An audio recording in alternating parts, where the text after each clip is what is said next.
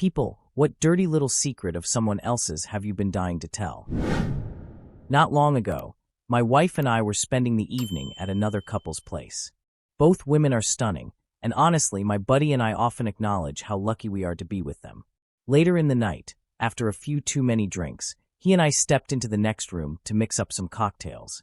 From where we were, we could still see the ladies chatting on the couch, completely wrapped up in conversation and not paying us much attention.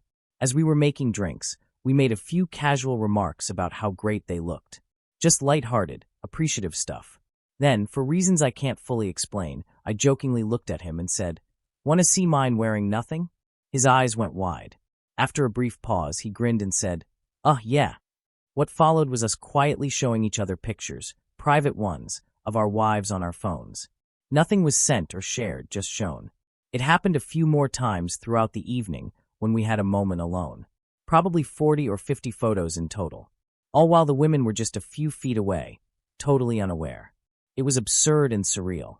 I know it's technically my secret, but it's definitely his too. And no, I won't be posting the pics for science, regardless of how many times that tired joke gets made. Before we continue, do us a quick favor. Smash that like button and subscribe to support our channel. Story 2. I found out that the father of my cousin's child is a gay-for-pay porn star. Last Christmas, my dad asked me to take a look at his iPad because it was running slow. He's not exactly tech-savvy, and while I'm not some expert myself, I figured I could at least poke around and see what was up. While I was digging through the settings and open apps, I stumbled on a long message thread between him and my uncle. It turned out to be about my cousin, let's call her Beth, and a custody dispute with the father of her 2-year-old daughter, Logan. From what I gathered, Logan hadn't been super involved in the kid's life. Beth was now in a serious relationship with someone new, and the boyfriend had a job offer out of state. The problem was, Beth couldn't move because of the shared custody arrangement with Logan. Here's where it got messy. Beth apparently knew Logan had done some gay-for-pay porn work and wanted to use that against him in court to try and win full custody. But she didn't have any concrete proof. No links, no screenshots, no names of the sites he appeared on. So, the conversation was basically her and my uncle trying to figure out how to dig up material that could potentially paint him as an unfit parent. Naturally, when I got home, I Googled him. It didn't take long to find him. Logan had done a lot of work for some low-budget amateur studios and later tried to launch his own site, mostly featuring himself, but also collabing with other straight dudes in weekly content drops. I never told my family what I found, and I definitely didn't send anything to Beth or my uncle.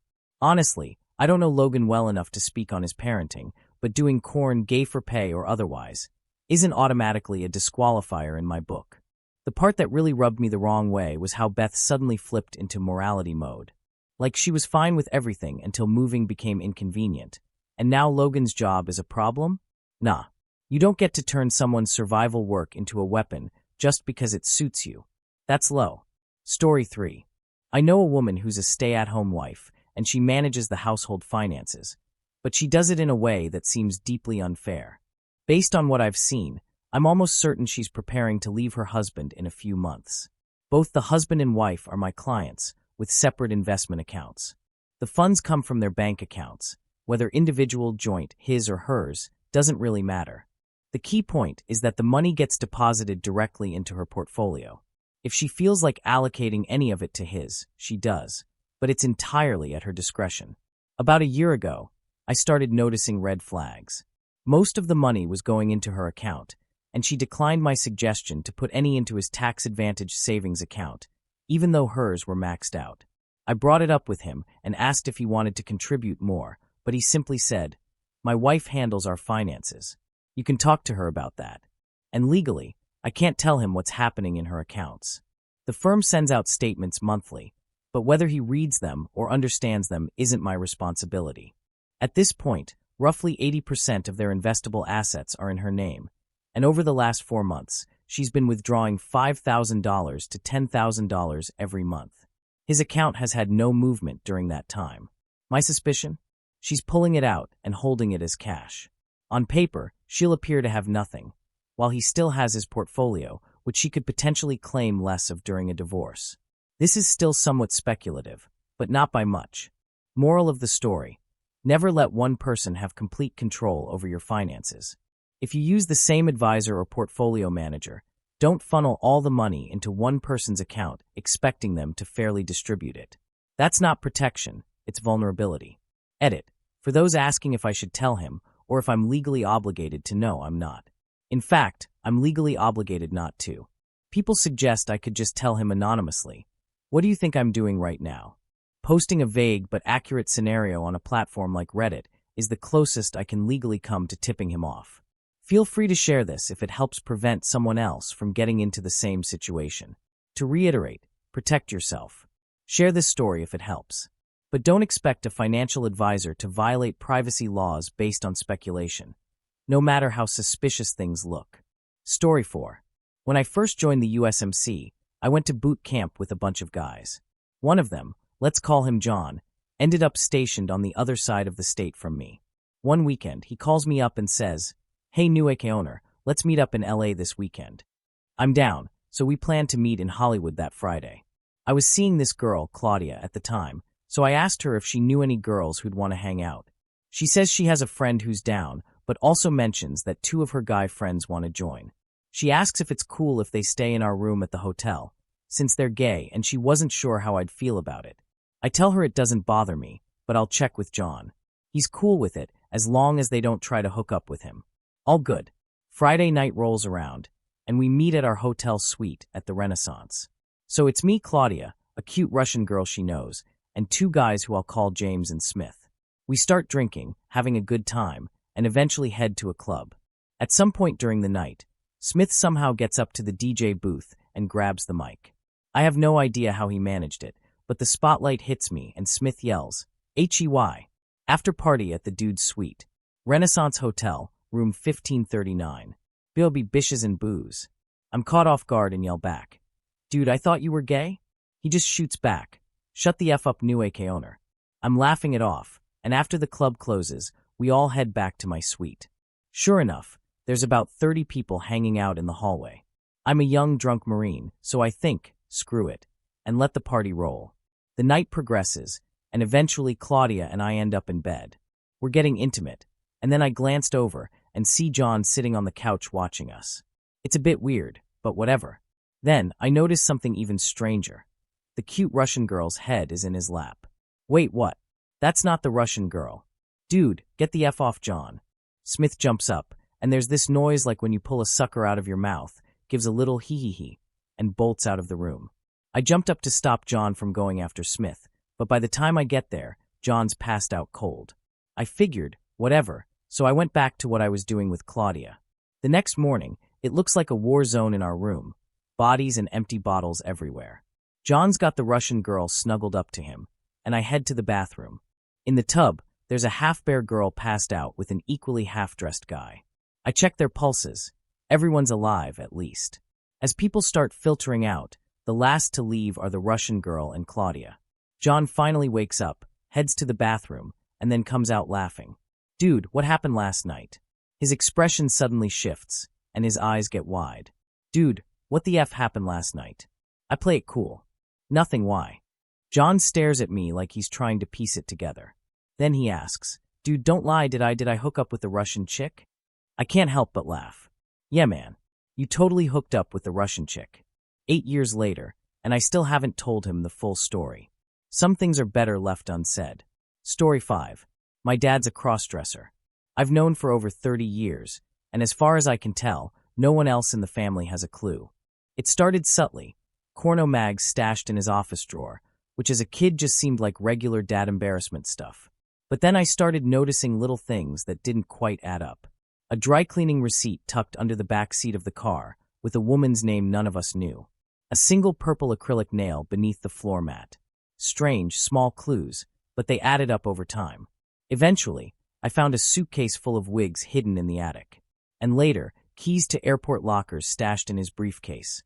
Back when you could rent those out and leave things for days, even weeks. I think my mom may have had a close call once. We were on vacation, and she found some jewelry in our luggage that didn't belong to her. I don't know how he talked his way out of that one, but I remember the fight that followed.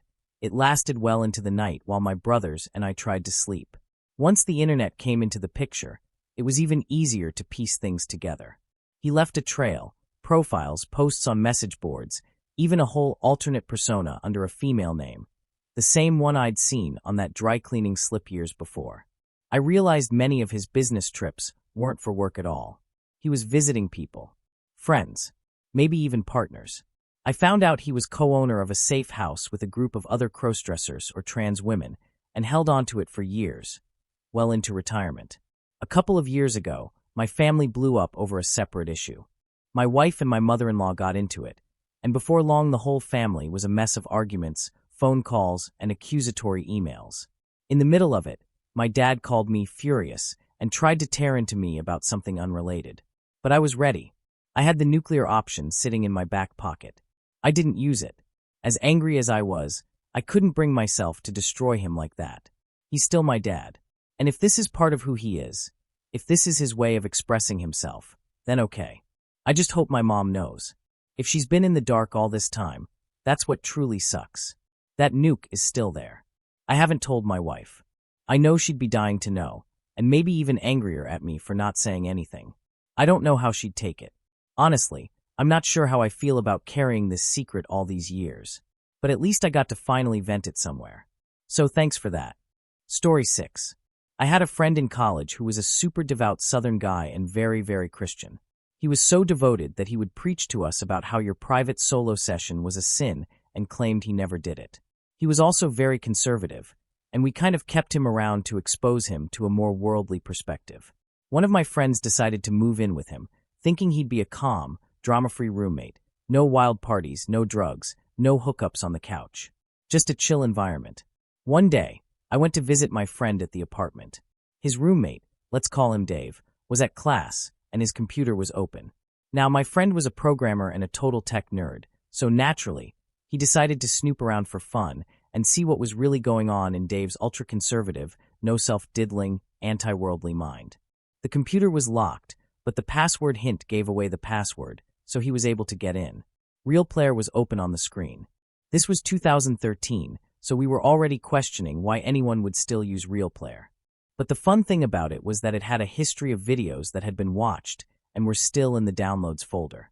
We opened one, and it was a video of two extremely buff, tan bodybuilder types in very short jean cutoffs. One guy was wearing a jean vest and nothing else, doing some bicep curls. That video ended, so we opened the next one. The same two guys, but one was rubbing oil onto the other guy's biceps as he worked out. Then he moved to the chest. Things were getting increasingly strange, but we kept going. The next video was even weirder. Now the guy in the jean vest was completely shirtless, and the oil-rubbing guy had him bent over a bed and was pouring more oil all over his back and bottom. At this point, I was honestly pretty mortified, but we kept watching. The last video, well, I can't unsee it. Let's just say it ended with one guy deep in the others. Yeah, my friend immediately shut off the video, locked the computer, and we went to the living room, sitting there in silence. We couldn't believe it. How could this super conservative, anti-gay guy be watching these kinds of videos? After a while, it made sense. His family was extremely Christian and conservative, and it was likely a huge internal struggle for him. Coming out probably wasn't even on the table. We decided right then and there never to speak of it again, and we didn't. He'd still make homophobic remarks, and we'd just glance at each other in silence, knowing what we knew but not saying a word. We weren't out to hurt anyone, and it was just an incredibly bizarre experience. He wasn't the only overly conservative Christian I knew who ended up being gay. I knew two other guys, both Southern and black, also very conservative, who later turned out to be gay. It made me wonder how much damage that kind of repression can do to someone's mind. Story 7. One of my close friends has been claiming that he's been sleeping with other girls at least once a week since the start of the year, while still being in a relationship. According to him, his girlfriend is too innocent for physical relations, and he doesn't want to ruin her. So instead, he says he hooks up with other girls to meet his needs. I don't know if I fully believe him, but I do know he's been in a bad place lately and seems to be spiraling a bit. Either way, just hearing him say this kind of stuff has been really bothering me. Quick disclaimer, I have no romantic interest in his girlfriend. I'm just someone who feels things deeply, and this situation's been eating at me. I've got my own girlfriend who I love, and she knows how I feel about all this too. The thing is, his girlfriend is head over heels for him. She's always gushing about how amazing he is, defending him when people tease him, and genuinely believes he's the best guy in the world. She's sweet, kind, endlessly supportive, and one of the most genuinely optimistic people I've ever met. I've never seen her even raise her voice or say a mean word about anyone. And I swear, if he just talked to her, I think she'd be open to being intimate with him. It's not that she's unwilling. She just trusts him and wants to do things on his terms. Meanwhile, he's out here sleeping around behind her back and planning to break up with her when they go off to different schools, just so he can keep filling his needs. Every time I see her smile and talk about how lucky she is to have him, it guts me a little. She has no idea. And I know that when she eventually finds out, it's going to break her. Edit. So yeah, they broke up back in May. Turns out, she did find out. What none of us saw coming was that he was cheating on her with older men. He ended up spending the summer at a roommate's house, where he was apparently paying rent with private sessions. Wild. The girl's doing fine now, thankfully. And I'm still happily with my girlfriend. Story 8. I know a girl who did not have relations with her father. A man had relations with who both he and she thought was his daughter. She was in her early 20s, and he was around 40 or so. He saw her very rarely, and the mom wanted nothing to do with him. Didn't want child support, nearly no contact. After she turned 18, she looked him up, and they had a creepy bond. Neither really knew each other, but it was dad and daughter, so they tried to make it work. A few years later, they ended up getting completely drunk and having a go at each other. Apparently also happened a few more times sober. They ended up both deciding it was too weird, and I don't think they speak now, but I haven't heard from either in several years. Turned out when the girl was around 12, the mom made him take a paternity test to settle an argument. It came back saying that he wasn't the father, but mom lied and said the test was positive. She never told the daughter, and the man believed he was. So, while they did have a creepy father-slash-daughter relationship, and will always have that in their memory, they weren't actually related. The mother confided in me about the paternity issue. The father had confided in me about their relationship he had with his estranged daughter. Story 9. A girl I went to high school with now makes a solid living as a Christian mommy blogger and motivational speaker for churches. Her brand is all about portraying her family as a shining example of redemption, how they overcame their sinful past. She got pregnant in high school, and they married quickly, through faith and devotion. Behind the scenes, though, it's a completely different story. They can't stand each other. She's almost always seeing someone on the side. He coasted through college by having her do all his coursework. Apparently, his degree leaned heavily on essays, so she'd write them while he barely skimmed the material. While he played the part of the carefree husband, she raised the kids on her own, worked full-time, and got judged by their church community for not staying in her lane as a wife and mother. Meanwhile, he spent years partying, using drugs, and sleeping with workers. He only recently got his first real job, almost 10 years after finishing school, but still blows most of his income on the same reckless habits. The kicker? She's made a name for herself preaching to others, quick to judge anyone who doesn't live up to her curated Christian image. All the while, her own life is built on smoke, mirrors, and a whole lot of denial. Story 10. My best friend, who's a total idiot, got married when he was 19, I think. Before the wedding, his fiancée was really paranoid that he was cheating on her. He was a ladies' man, always popular with the girls, so I understood where she was coming from, but she was just a ridiculously suspicious woman. She even dragged him to his mom to rat him out when she caught him watching porn. A real match made in heaven, right? Anyway, after one baby and a messy divorce 2 years later, I took him out drinking for his 21st birthday. While we were out, he drunkenly admitted to me and my brother what happened the night before the wedding.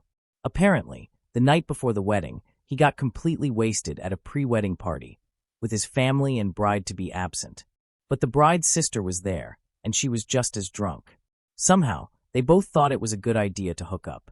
Yep, my idiot friend slept with his bride-to-be's sister the night before the wedding. He's that dumb. Story 11. Susie told Timmy that Angela said Erica had a crush on Ben, something she supposedly overheard last week. But I just talked to Whitney, Erica's actual best friend, and she says Erica doesn't like Ben at all. In fact, Erica wants Timmy to ask her to the dance. That's why she turned down Brock. Susie knows this too. She was in the same study hall with Erica right after it happened.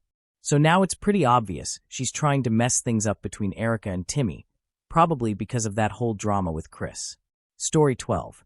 One night, after my boss had gone home, I was still working when I heard a phone buzzing to my left. I looked over and realized he'd accidentally left his phone behind.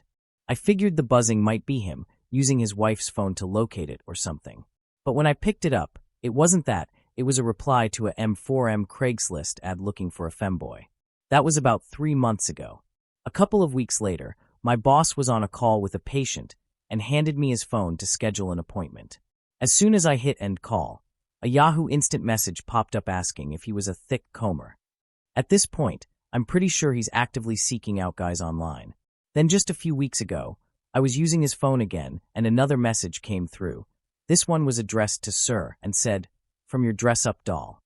The thing is, he's a well-respected doctor in the community, married to a woman. As far as I know, I'm the only person who's aware of this, besides him and whoever he's messaging. I just really hope his wife knows. Story 13. A close family friend got an 18-year-old girl pregnant while still caught up in an on-again, off-again relationship with his high school sweetheart. Now the girl lives in the college town, mostly keeping to herself. Everyone's doing their best to keep the situation quiet, especially back in our hometown, where word spreads fast. He drives back every weekend, but he's kind of a mess. Still hasn't graduated, mostly because he's wrapped up in drugs, sketchy people, and one failed get-rich-quick scheme after another. The girl wants to give the baby up for adoption. His parents are pushing him to either keep it or let them adopt it. From what I gather, they're also quietly hoping his older brother or sister will step up and take the baby instead. Either way, the entire family is trying to keep this hush-hush. I'm not sure if the high school sweetheart knows. I'm definitely not supposed to. Edit. Realistically, she probably does know. But I'm not about to stir the pot. The family needs to stay on good terms with him, so there's a shot that someone can adopt the baby if he doesn't step up. I only found out because someone slipped up during a rough, emotional moment. They were overwhelmed, stressed, and had a few drinks. I'm not about to destroy a family's chance at staying together or derail an adoption plan just because a girl, who knew this guy was a walking red flag, might not be aware of what's coming. In less than 9 months, this will be public anyway, especially if the baby ends up with someone in the family. Story 14. One of my closest friends secretly crossdresses, and he doesn't know that I know. He's ex-military and has done time, pretty rough around the edges kind of guy. Grew up with that classic man's man image, fixing cars, working on the farm, metalworking, lifting weights, the whole deal.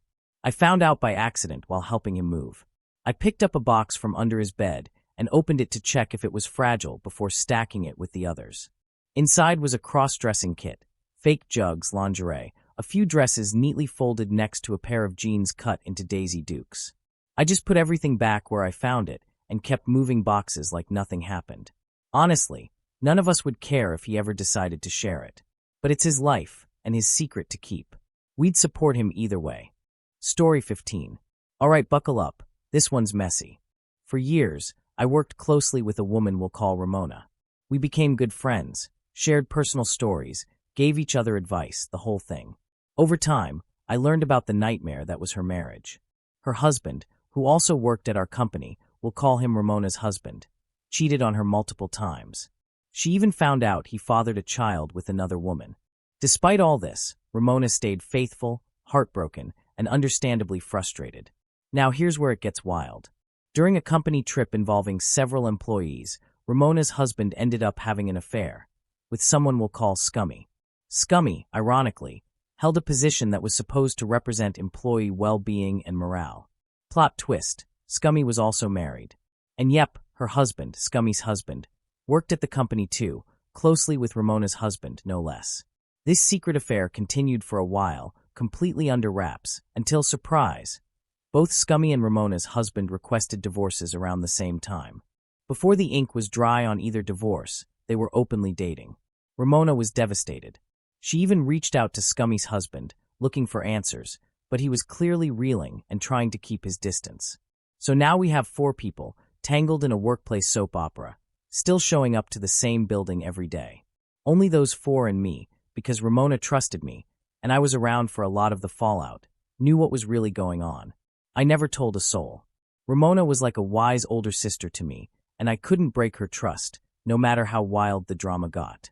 Eventually, it all became too much. Ramona transferred to another company location in a different state. I was heartbroken to see her go, but I didn't blame her. Scummy and Ramona's husband made her work-life hell. But karma has a timeline. Ramona's husband was eventually fired. Scummy ended up quitting, claiming people were treating her unfairly. She didn't seem to grasp that swooping in and taking a co-worker's husband, while still married herself, might just make people see her differently. Actions have consequences. As for her future, well, good luck to her. If she thinks Ramona's husband is going to magically change, she's in for a rude awakening. Guys like him don't suddenly become decent. One day, she'll know exactly how Ramona felt. Story 16. My husband's dirty secret turned out to be much dirtier than I could ever imagine. Over the last few months, I started noticing something strange. My husband has been sneaking out of the house at night. Sometimes he's gone for hours. I'm the kind of person who falls asleep as soon as their head hits the pillow, so he must think I'm completely out. But one night, I woke up to the baby crying and realized he wasn't in bed. That's when I first started to wonder. At first, I was terrified he might be cheating. That was the only logical explanation I could come up with. But the truth? Somehow it's worse. At least, to me it is. We had our first child back in February. He's been a super involved dad, always there to change diapers, feed, burp, rock the baby back to sleep, even after working all day. I thought we were solid. But what I discovered has me completely shaken. One night, I quietly followed him. He didn't leave the property. He went to the trash bins in the backyard. I watched as he rummaged through the garbage and pulled out one of our son's dirty diapers. He opened it up and just stood there, smelling it. I thought maybe I was misunderstanding, but he only keeps the ones with poop in them. I've watched him pick through diapers, throw the pee-only ones back, and keep searching until he finds what he's looking for. Then he just breathes it in. Long, deep inhales, like he's savoring it. And he looks so content, genuinely peaceful and happy, standing there in the dark with a soiled diaper inches from his face. This has been going on for weeks. Every time I've watched from the window, it's the same thing. Then came the moment I couldn't ignore anymore. A few nights ago, he came back to bed and, as usual, assumed I was asleep. But I caught a whiff of something unmistakable. When I cracked open one eye, I saw it, a literal smear of poop on his nose. I felt sick. I haven't confronted him yet. I don't know how to. I love this man. He's a great father, a good partner. But this freaks me out. I don't even know if this falls under a liking or something psychological, or if anyone else has ever experienced anything even remotely like this. All I know is I feel confused, unsettled, and honestly kind of heartbroken. If anyone out there has any advice, or has been through something similar, please say something. I feel like I'm drowning in silence over this. I don't even know where to begin. Story 17. I bought a tablet from a guy who looked about 30 through Craigslist. Unfortunately, he forgot to reset it to factory settings, so I could access all of his social media accounts and even his mom's Amazon account. I started seeing his Facebook messages in real time, and it became clear this guy was in some serious turmoil. As I dug deeper, I realized the real reason he sold the tablet. He wanted to buy pills. I found a conversation with his aunt where he was saying he had a meeting with his probation officer, promising to turn his life around and quit doing drugs. But then I found older conversations with family and even his high school coach, where they were trying to offer support and advice. The guy was a pathological liar. One minute, he was saying everything his concerned family wanted to hear, and the next, he was buying drugs, trash-talking, and hitting on girls. Oh, and did I mention he had a girlfriend? I got the tablet right in the middle of their breakup. She had a job and a car, and broke up with him for cheating. He kept denying it, all while messaging the girl he cheated with.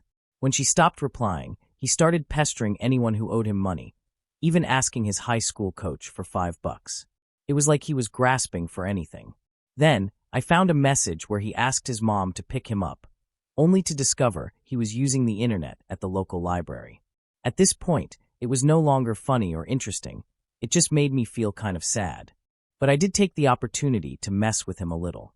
I added some questionable items to his mom's Amazon wishlist, including a bunch of black dildos, which I imagine she would have been surprised to see. After that, I finally reset the tablet to factory settings, just like he should have done in the first place. Story 18. A few years ago, I met this girl through a mutual friend. We went on a few dates, but over time, we stopped seeing each other. However, She did end up meeting some of my other friends before things fizzled out. Fast forward about 6 months. One of my buddies gets a new job, so I decide to take him to a club to celebrate. We're having a good time, and I text a few more friends to join us. Then my buddy spots a girl on stage who catches his eye. He sits right up front to get a better look, and as she gets down and dances in front of him, she looks over at me, puts a finger to her lips, does the shoe gesture, and then proceeds to put on quite a show. That's when it clicks, it's her. I sent her a text saying, "I'm assuming you meant don't tell anyone, but before I saw you, I asked, mutual friend, to join us." About 10 minutes later, she texts back, freaking out. She tells me she just started a week ago, hasn't told anyone yet, and begs me to get our mutual friend to leave because he's a total gossip and could blow her cover. I agree to help her out, but by the time I get the text, my friend has already arrived. So I start buying him drink after drink to get him nice and drunk. It wasn't too hard, he was small, and we were celebrating. Then it's her turn to take the stage again, and I notice my friend's face. He's got this weird look, like the gears are turning in his head. I'm sure her cover's blown at this point, but even worse, he's in love. He starts spending all his money on her. In between sets, she's texting me, asking if he recognized her, and I'm just laughing to myself, wondering why I'm doing this. By the end of the night, I get a long, free dance, a bunch of thank yous, and a story that I've only told my wife since then, though I may have left out a few details when I shared it with her. Story 19. I don't usually share when I learn something bad about someone because I don't believe in burning bridges. I just can't bring myself to do it. But there are a few people I've met who appear to be decent on the surface, and if you didn't know them well, you might think they're good people. For instance, I once knew a girl who everyone thought was super nice. But in reality, she had trust issues so deep that she couldn't trust anyone. You know the type, always trying to backstab you before you can backstab them. It's annoying, sure, and it makes you unlikable, but in the long run, people catch on. The problem with her was that she only backstabbed people who would have been close to her if she could trust them. She hurt those who trusted her, and it was tough to watch. But word didn't get out because those she wronged were written off as jaded, and people thought they were just bitter. Then there was another girl I knew, an absolute hypocrite. She had this innocent friend who lost her virginity before college and decided she didn't want to be the good Christian girl anymore. I don't judge. Your morals are your own as long as you're not hurting anyone. The hypocrite was awful about it, though, calling her a bad person for drinking and hooking up outside of a serious relationship. I just watched as her friend changed, but didn't get involved beyond making sure she wasn't hurting anyone. It was her life. But then the hypocrite cheated on her boyfriend with some random guy. She broke his heart, but still had the nerve to blame him for everything.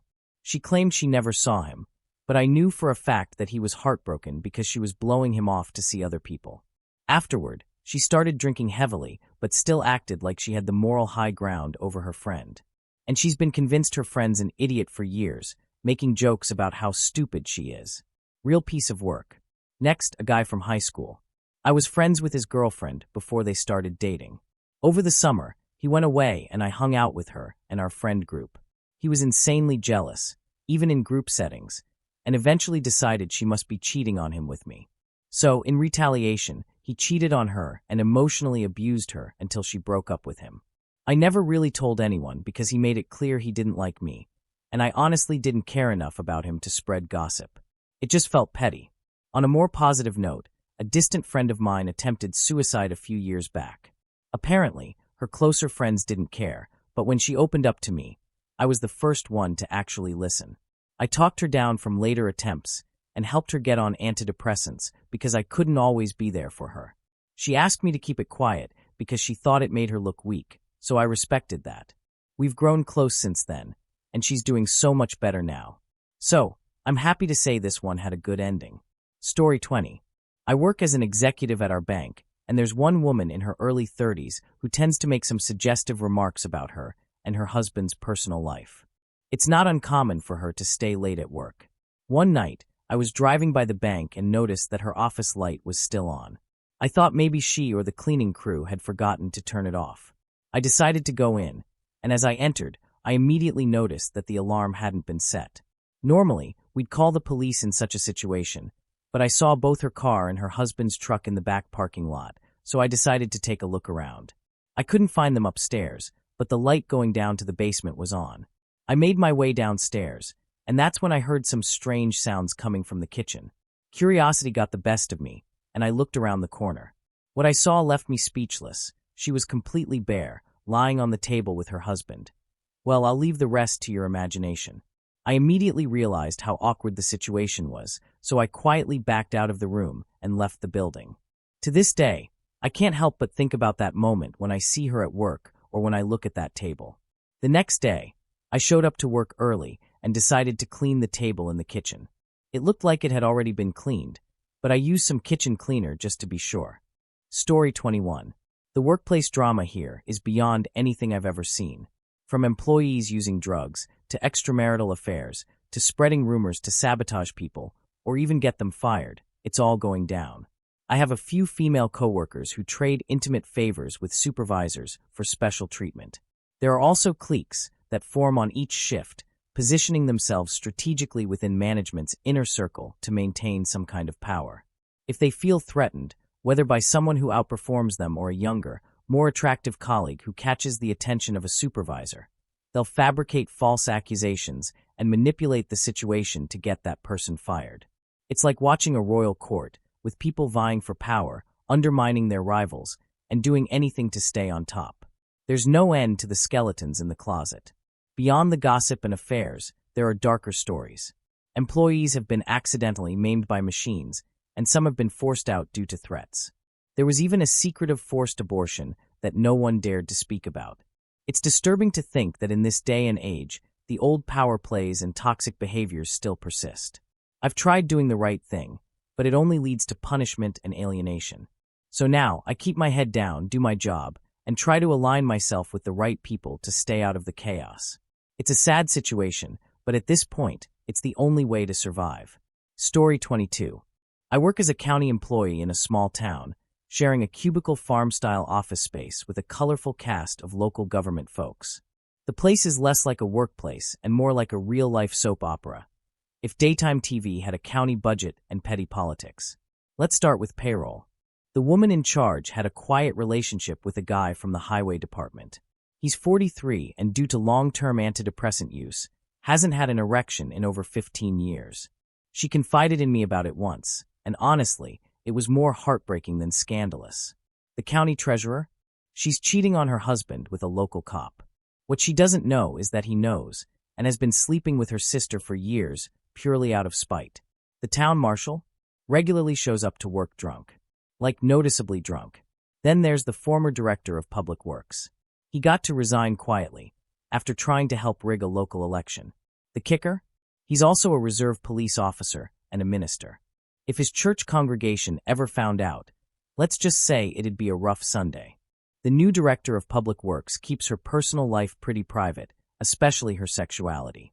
She quietly demoted an underperforming employee, but when asked why, she panicked and blamed it on the employee's age, said something about making room for fresh blood. That little slip-up has now turned into a pending age discrimination lawsuit that only a handful of people outside the state judicial system even know about. The county prosecutor allegedly misappropriated a ton of funds. We're talking indictment-worthy amounts. Oh, and the county passed a wage and salary ordinance that's so blatantly illegal that the state had no choice but to launch a formal investigation. That one's just a ticking time bomb. But the real headliner? One of the council members has a cousin who runs a construction company that just happens to win every bid for the town's projects. Every single one. It's the textbook definition of small-town corruption. What makes it almost funny is how reckless they are about it. We figure it's a mix of outdated thinking, old-school council members who don't realize how fast info spreads online, and plain old American greed. The whole thing is turning into a slow-motion train wreck of epic proportions. A true masterclass in what not to do in public service. And me? I just keep my head down, do my job, and watch it all unfold like a front-row seat at the world's weirdest political circus. Story 23. I'm part of one of those women's social groups, casual get-togethers with coffee, snacks, and the usual small talk. One day, during a meeting, one of the ladies was passing around photos from a family wedding. Not really my thing, but I did the polite nods, a few ahs and how lovely s. Then she points to a picture of an older woman, let's call her Sally, and a much younger man standing beside her. She says, "This is Sally and her husband." Okay, a bit of an age gap, but whatever, people fall in love in all sorts of ways. Then she pauses, stares at the photo for a moment longer, and says, "He's also her son." I sat there, internally screaming, what the hell? Apparently, it's true. Sally is married to her bio son, and somehow, no one in their family seems to think it's a big deal. They even went to the courthouse and got legally married. I'm assuming they conveniently left out the whole "we're blood relatives" part, and let's be honest. What clerk would even think to ask? The backstory. Sally had a child when she was younger and gave him up for adoption. Years later, as an adult, he found her. They reconnected, and then things turned romantic. And yes, according to the woman telling the story, they both knew they were mother and son before they got involved. From what I could tell, the whole family was an absolute mess.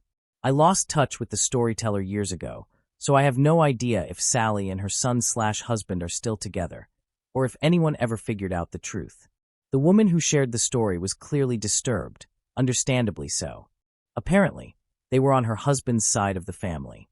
Just when you think you've heard it all, life throws that at you. Story 24. Back in college, my husband's roommate and his girlfriend were part of this fraternity that didn't have gender restrictions. It was more like a co-ed social group with a fancy name. The girlfriend was one of the senior members and new recruits, called Littles, looked up to the seniors as mentors. One night, while the girlfriend was out of town, the roommate brought home one of her Littles. Instead of hanging out with the rest of us, me, my husband, the other two roommates, and a few college friends, he took her straight to his room and closed the door to watch a movie. Thing is, his room shared a wall with the bathroom. While I was in there washing my hands, I heard a girl moan followed by a guy whispering, "Sure, they'll hear us." So, unless they were watching some experimental whispercorn rom-com, I'm gonna guess they weren't exactly watching Finding Nemo. I told my husband. He didn't believe me. I laid out the facts: closed door, suspicious alone time, actual moaning sounds, but he brushed it off, thinking I was overreacting. Classic. I wasn't super close with the girlfriend, and since the rest of the house was basically team roommate, I didn't say anything. It didn't feel like my place, and honestly, I wasn't about to go to war over a guy who already had a slimeball reputation. Fast forward, roommate and his girlfriend eventually got married. They've been together for like 5 years now and are expecting a baby via IVF. I'm invited to the baby shower. They seem happy. He seems reformed. But every time I see him, there's this tiny voice in the back of my head that whispers, "I know what you did, Dan." Story 25. I had a close friend in high school who got involved with one of our teachers shortly before she turned 18. He was 26. The whole thing blew up. He lost his job, and not long after, she got pregnant. They got married just a few weeks after graduation. I ran into them at a local rock show not long after the wedding. She was visibly pregnant, just about ready to give birth, and everything on the surface seemed fine. Smiles, small talk, the usual. We grabbed coffee, just the two of us, while her husband was in the bathroom. That's when she dropped it. She told me she didn't want to be married to him. She didn't want the baby.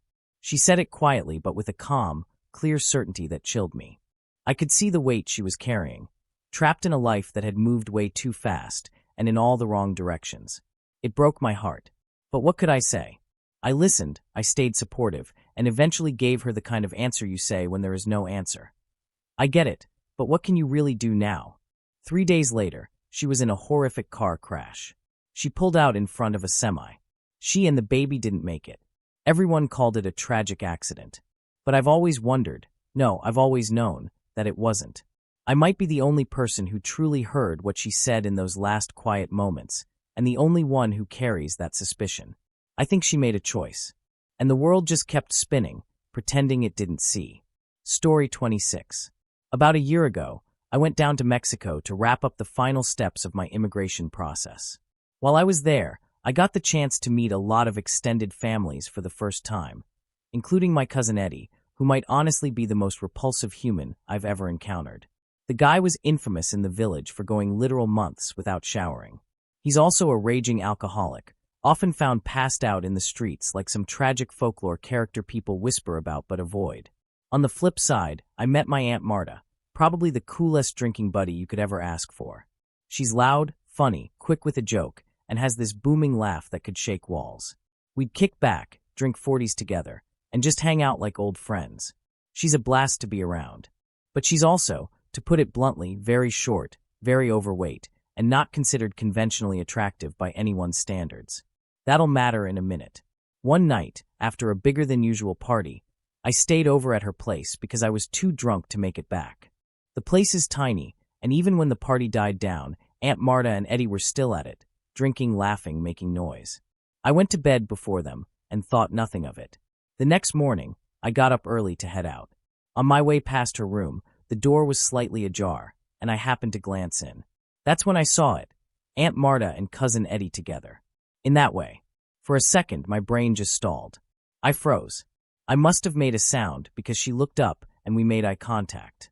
We just stared at each other, both stunned, and then I left. I couldn't fully process what I had just witnessed. A few days later, I ran into her in town. She pulled me aside and, without much prompting, confessed everything. It had been going on for 5 years. She begged me not to tell my uncle. Oh, right, small detail. She's married to my mom's brother. She told me the marriage had been dead for a long time. She'd married at 15, never finished school, never worked. Her husband, my uncle, is a classic alcoholic-workaholic combo. Cold, emotionally absent, and stingy with money unless it served him. She stayed because she had nowhere else to go. And Eddie? She said he made her feel like a woman again. Like she mattered. That she existed. As disturbing as it was, I could hear in her voice how much that meant to her. I never said anything to anyone. Not because I condoned it, but because I didn't think it was my place. My uncle never suspected a thing as far as I know, and eventually they divorced. He never changed, still bitter, still broke, still alone.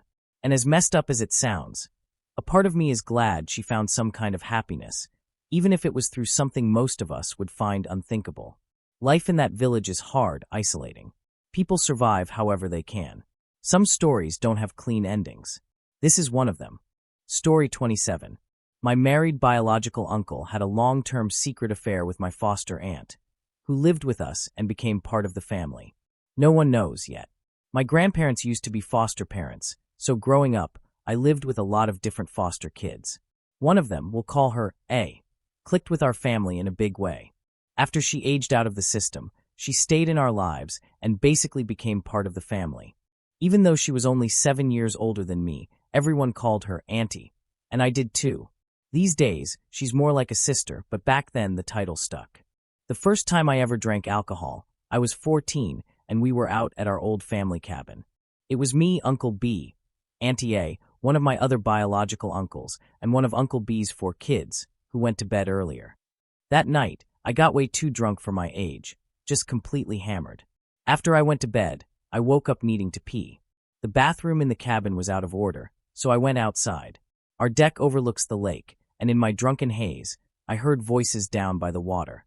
Curious, I wandered over, and yeah, it was A and Uncle B, clearly fooling around in the lake.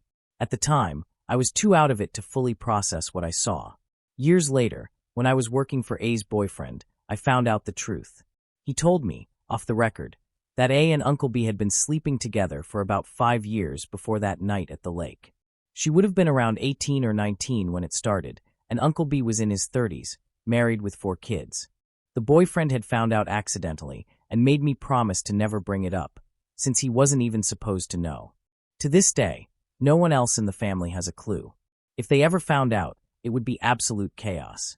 Story 28. A girl I know once did a few gigs with a fashion photographer to earn some extra money. It was early in her career, and she ended up helping him build a demo reel for what he called artistic erotics. She was 18 at the time. These days, she laughs about it, especially since she's been modeling regularly ever since. Still, she looks back on it as a cringy reminder of how naive and overly eager she was to break into the industry. She figured it was all above board, artistic, not pornographic, so it had to be legal. Yeah, not exactly. I didn't want to jump to any extreme conclusions about the photographer, though there is a specific term for adults who are attracted to older teens, and it's still concerning. But I was curious enough to ask her for the full story. They met at a block party hosted by a mutual friend. She noticed his camera and struck up a conversation. She'd already had a couple of beers and ended up spilling how badly she wanted to start modeling. He assumed she was over 18, probably because of the drinking. So, I'll give him some benefit of the doubt, maybe not a full-on baseball bat to the kneecaps, but at least a light punch to the jugular feels warranted. They kept talking, bonded over photography, and eventually he offered her a gig. He was upfront that it would involve bare shots. She was tipsy, excited, and desperate for a foot in the door, so she agreed. After all, the guy had a fancy camera and real lighting equipment. It felt like a legitimate opportunity. It wasn't until years later that she realized. Whether or not the photos were tasteful, this guy had likely committed a few felonies under the banner of art. They did 3 separate shoots over time. According to her, he was always professional, polite, respectful, and never creepy. She says the photos turned out beautifully. I've never seen them, and definitely don't need to. But I'll take her word for it. Story 29. About 6 years ago, my fiancé's younger sister, Gemma, had an abortion in secret. She was only 14 at the time. Since then, her life has been in a constant state of struggle. Her grades suffered, she dropped out of multiple schools, and her social circle changed again and again. She did manage to graduate from a flexible learning program last year, which was a big step, but the instability continues. She can't hold down a job, and her self-esteem is incredibly low. She's gained a lot of weight, and emotionally, she's not the same person. She used to be open, cheerful, and deeply connected to her friends. Now she keeps everyone at a distance. What makes this more complicated is that Gemma is currently fostering a child, the same age her own baby would have been had she carried the pregnancy to term. The child's biological mother is still in the picture and maintains contact, but Gemma has the child call her mom. She's become intensely attached and lives in fear that the biological mother will take her baby back. From what I've seen, Gemma is emotionally overwhelmed and not in a healthy place to be the primary caregiver of a child. I truly worry for both of them. She needs help, real help. Therapy, support, compassion. She's never really processed what she went through, and the pain is showing up in all aspects of her life. I've tried talking to her, but she refuses to tell her family the truth, partly out of fear, since they're extremely conservative and judgmental. I'm torn. I don't want to betray her confidence, but if things keep going this way, I'm afraid something will eventually fall apart. And now, there's another child in the mix. I don't know what the right move is. I just want what's best for both of them. Thank you for watching. If you enjoyed this video, be sure to give it a thumbs up, subscribe, and hit the bell icon so you never miss an update.